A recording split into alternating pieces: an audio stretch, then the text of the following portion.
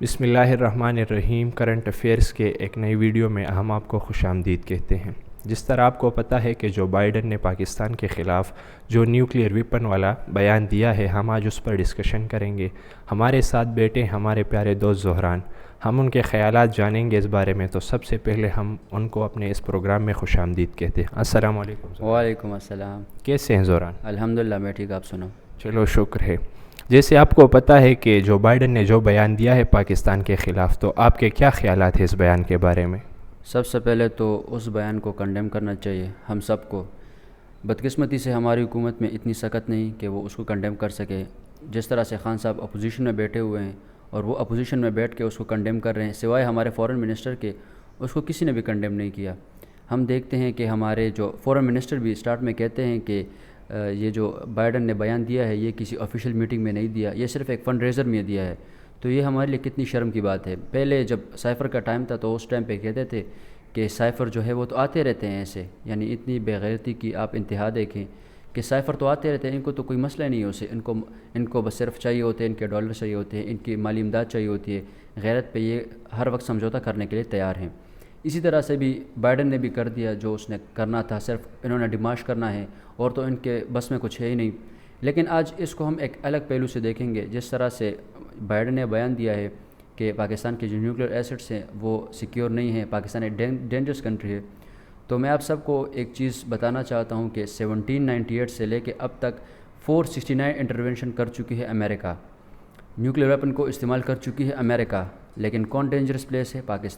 پاکستان کے پاس جتنے بھی نیوکلیئر ویپنس ہیں آج تک ان سے کوئی بھی غلطی یا کوئی بھی چوک نہیں ہوئی۔ یہ بیان پاکستان کے حوالے سے نہیں آنا چاہیے تھا۔ جس طرح سے ریسنٹلی ہم نے دیکھا کہ ہمارے بارڈرز پہ انڈیا کی طرف سے ایک ایکسیڈنٹل میزائل جو ہے وہ آیا تھا ہماری ٹیریٹری میں، اس کو کنڈیم کرنا چاہیے تھا، لیکن اس کو کنڈیم نہیں کیا گیا۔ ہمارے ہاں سے تو غلطی نہیں ہوئی تھی، غلطی تو ان کے سائڈ سے ہوئی تھی، لیکن ہم بیان آتے ہیں ہمارے خلاف، کیونکہ آپ سب کو پتہ ہے کہ جس طرح آپ کمزور ہوتے ہو تو ہر کوئی آپ کی طرف انگلی اٹھاتا ہے، ہر کوئی آپ کی طرف جو ہے وہ اپنے غصے کی آنکھ سے دیکھتا ہے۔ اسی طرح سے جس طرح سے خان صاحب نے کہا تھا کہ آپ فائنینشلی ویک ہو گئے تو آپ کو بیل آؤٹ دینے کے لیے یہی ممالک آئیں گے، اور آپ سے وہ کس چیز کی پہ ڈیمانڈ کریں گے؟ آپ کو ڈی نیوکلیئرائز کریں گے۔ آج اگر آپ دیکھیں جس طرح سے یوکرین کی حالت ہے، یوکرین انہوں نے اپنے آپ کو ڈی نیوکلیئرائز کر دیا تھا انہی ویسٹ کے کہنے پہ، اور آج ان کے ملک کو آپ دیکھیں کس طرح سے رشیا ان کو بار بار ان پہ ایگریشن کر رہا ہے، جس طرح سے ان کے خلاف جو ہے اقدامات کر رہا ہے۔ تو میرے خیال میں یہ ایک انتہائی غیر ضروری اور ایک بچکانہ سی ایک جو ہے وہ انہوں نے بات کی ہے، جس کا پاکستان نے اس طرح سے پروٹیسٹ نہیں کیا جس طرح سے ان کو کرنا چاہیے تھا۔ صحیح ہے۔ اگر ہم پاسٹ میں دیکھیں تو ذوالفقار علی بھٹو کے دور میں جب کیسنجر آئے تھے پاکستان تو انہوں نے کہا تھا کہ اس ایٹم بم پر بات ہوئی تھی، جو ہمارے نیوکلیئر ویپنز ہیں ان پر بات ہوئی تھی، تو اس پر آپ کیا کہیں گے؟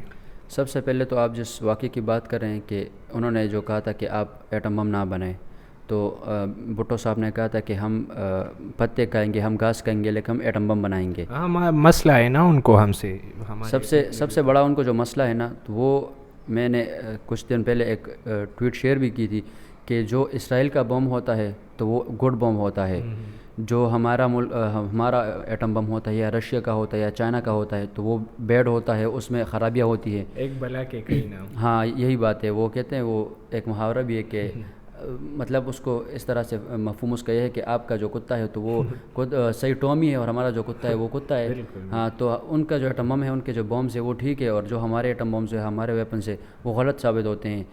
ایون کہ اسرائیل جو ہے ان سے آپ یہ سوال تک نہیں کر سکتے آپ کے پاس کتنے ایٹم بم ہیں۔ وہ جس طرح سے ان کا ایران کے ساتھ کنفلکٹ تھا، ایران کو وہ کہتے تھے کہ آپ کے پاس کتنے ایٹم بم ہیں، وہ ان کو کہتے کہ آپ ڈی نیوکلیئرائز ہو جائے، آپ ایک ڈینجرس کنٹری ہو۔